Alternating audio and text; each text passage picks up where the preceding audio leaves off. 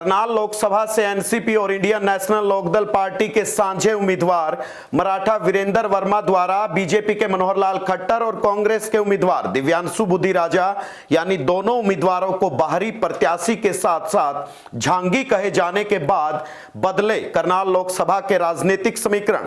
एकदम बदला पूरा माहौल। राजनीतिक गलियारों में जहां एनसीपी इनेलो के साझे उम्मीदवार मराठा वीरेंद्र वर्मा द्वारा खट्टर और बुद्धिराजा को झांगी कहने पर पंजाबी समाज में रिएक्शन देखने को मिला, जिससे पंजाबी समाज मनोहर लाल खट्टर के पक्ष में पोलराइज होता दिख रहा है, तो वहीं नॉन पंजाबी समाज यानी किसान जातियों, पिछड़ा वर्ग और अनुसूचित जातियों में भी मराठा वीरेंद्र वर्मा के पक्ष में जाता दिख रहा है माहौल। पंजाबी समाज से ही आने वाले कांग्रेस के दिव्यांशु बुद्धिराजा से उसकी पंजाबी जाति का वोट बैंक खिसका। नमस्कार, करनाल लोकसभा के चुनावी माहौल की ताजा रिपोर्ट के साथ हाजिर हूं मैं सुधीर जाखड़। एनसीपी इनेलो के साझे उम्मीदवार मराठा वीरेंद्र वर्मा द्वारा बीजेपी के मनोहर लाल खट्टर और कांग्रेस उम्मीदवार बुद्धिराजा यानी दोनों को बाहरी और झांगी कहे जाने के बाद राजनीतिक सरगर्मियां तेज हो गई हैं।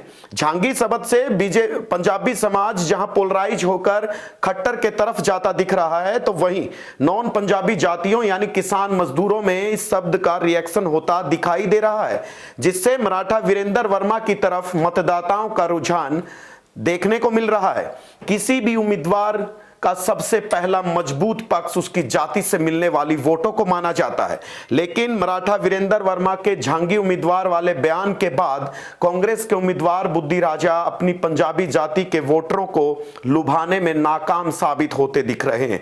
जबकि गांव देहात में अब मराठा वीरेंद्र वर्मा का स्थानीय लोकल और किसान समाज से ताल्लुक होने की वजह से उनके पक्ष में माहौल बन रहा है, यानी चुनाव पंजाबी वर्सेस लोकल बनता जा रहा है, जिसकी वजह से मुकाबला बीजेपी के मनोहर लाल खट्टर और मराठा वीरेंद्र वर्मा में होना माना जा रहा है, जबकि दिव्यांशु बुद्धिराजा तीसरे नंबर पर पिछड़ते नजर आ रहे हैं। अब बात करते हैं बीजेपी के मनोहर लाल खट्टर को हराने वाले वोटरों की नजर में मराठा वीरेंद्र वर्मा ही सुटेबल कैंडिडेट क्यों माने जा रहे हैं। सबसे पहली वजह मराठा वीरेंद्र वर्मा का लोकल यानी स्थानीय उम्मीदवार होना, क्योंकि जिस तरह से करनाल लोकसभा में बाहरी नेता चुनाव लड़ते रहे और जीतकर कभी लोगों के बीच में नहीं आते रहे हैं, इसी वजह से लोकल एमपी हो ऐसी बातें पब्लिक में सुनने को मिलती है। यानी मराठा वीरेंद्र वर्मा का लोकल उम्मीदवार होना भी दूसरे उम्मीदवारों की तुलना में ज्यादा प्रभावी माना जा रहा है। दूसरी वजह मराठा वीरेंद्र वर्मा का निजी यानी बड़े वोट बैंक वाला जनाधार। मराठा वीरेंद्र वर्मा ने अब तक जितने भी चुनाव लड़े हमेशा मुकाबले में रहे और करनाल लोकसभा में सबसे ज्यादा वोट उनकी रोड बिरादरी की है, यानी बीजेपी को हराने की सोच रखने वाले वोटरों का वोट अगर मराठा वीरेंद्र वर्मा को मिल जाता है तो मनोहर लाल खट्टर को मराठा वीरेंद्र वर्मा कड़ी टक्कर दे सकते हैं। जबकि पंजाबी समाज से कांग्रेस के दिव्यांशु बुद्धिराजा को उसके पंजाबी समाज का वोट मिलता दिखाई नहीं दे रहा। मराठा वीरेंद्र वर्मा द्वारा कांग्रेस बीजेपी के उम्मीदवारों को झांगी कहे जाने के बाद पंजाबी समाज भी अब कोई रिस्क लेने के मूड में नहीं है, इसलिए पंजाबी समाज खट्टर की तरफ पोलराइज हो चुका है।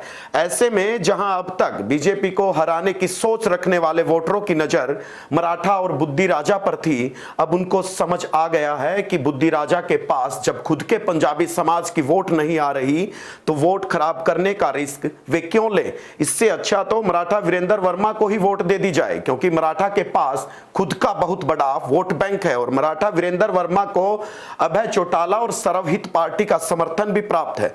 अब मराठा का लोकल वर्सेस बाहरी वाला मुद्दा दो कदम आगे जाते हुए लोकल वर्सेस पंजाबी बन गया है। तीसरी वजह मराठा वीरेंद्र वर्मा का किसान होना और बीजेपी और कांग्रेस उम्मीदवारों का व्यापारी यानी पूंजीपति समाज से संबंधित होना। मराठा वीरेंद्र वर्मा खुद किसान है और किसान होना भी गैर पंजाबी वोटरों के लिए सूट कर रहा है। चौथी वजह मनोहर लाल खट्टर और भूपेंद्र हुड्डा के बीच सेटिंग के तहत कांग्रेस द्वारा डम्मी कैंडिडेट उतारे जाने वाली चर्चाओं के कारण बीजेपी विरोधी वोटरों के लिए मराठा वीरेंद्र वर्मा को मजबूत विकल्प के तौर पर देखा जा रहा है और जो वोटर ना तो बीजेपी को पसंद करते और ना ही कांग्रेस को पसंद करते, उनके लिए भी मराठा सबसे सुटेबल कैंडिडेट माने जा रहे हैं। और वैसे भी राजनीतिक गलियारों में चर्चा यह भी है कि अगर जाट, सरदार और मुसलमान वोट मराठा को को मिल जाए तो खट्टर साहब के लिए बड़ा संकट पैदा हो जाएगा। जिस तरह से इस लोकसभा चुनाव में दो तरह के वोटर माने जा रहे हैं, एक बीजेपी को जिताने वाले और दूसरे बीजेपी को हराने की सोच रखने वाले। ऐसे में बीजेपी के खट्टर को हराने वाले माइंडसेट वोटर अब मराठा वीरेंद्र वर्मा के जातीय समीकरण और उनके वोट बैंक की वजह से उनकी तरफ जा सकते हैं। दूसरा, अभय चौटाला की इनेलो की मजबूत टीम भी पूरा जोर मराठा वीरेंद्र वर्मा के लिए लगा रही है और किसान मजदूर समाज में भी यह चर्चा चल चुकी है कि क्यों ना अपने बीच के किसान और लोकल उम्मीदवार मराठा वीरेंद्र वर्मा को ही वोट दी जाए। पांचवी वजह, बीजेपी के मुकाबले कांग्रेस की अंदरूनी गुटबाजी।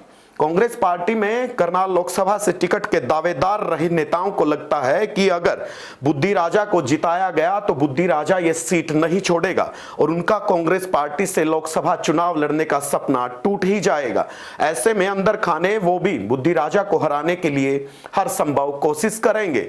और तो और कांग्रेस के पंजाबी नेताओं को यह भी लगता है कि अगर दिव्यांशु बुद्धि राजा उनके शहरी विधानसभा से अगर ठीक ठाक वोट ले गया तो चुनाव हारने के बाद बुद्धि राजा उनकी टिकट कटवाकर विधानसभा की टिकट भी ले आएगा। इसलिए खुद के पैरों में कुल्हाड़ी मारने का रिस्क कोई भी कांग्रेस में पंजाबी नेता नहीं लेंगे।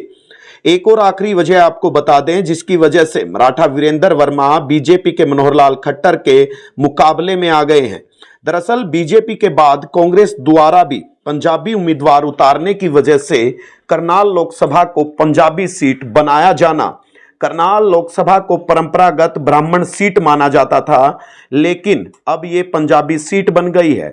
ऐसे में ब्राह्मण समाज के साथ साथ अन्य किसान जातियों में भी इस बात को लेकर नाराजगी देखी जा रही है, जिसकी वजह से जाति विशेष यानी पंजाबी समाज की करनाल लोकसभा सीट बनाने के विरोध में गैर पंजाबी जातियों का वोट भी मराठा वीरेंद्र वर्मा की तरफ जाता देखा जा रहा है। क्योंकि जब तक बीजेपी और कांग्रेस के दोनों पंजाबी उम्मीदवार नहीं हारेंगे तब तक कोई अन्य जाति करनाल लोकसभा से भविष्य में टिकट का दावा नहीं ठोक पाएगी।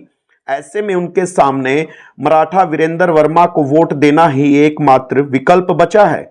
यानी इन तमाम कारणों से भी मनोहर लाल खट्टर को तगड़ी फाइट देने के लिहाज से Maratha Virendra Verma most suitable candidate साबित होते दिखाई दे रहे हैं।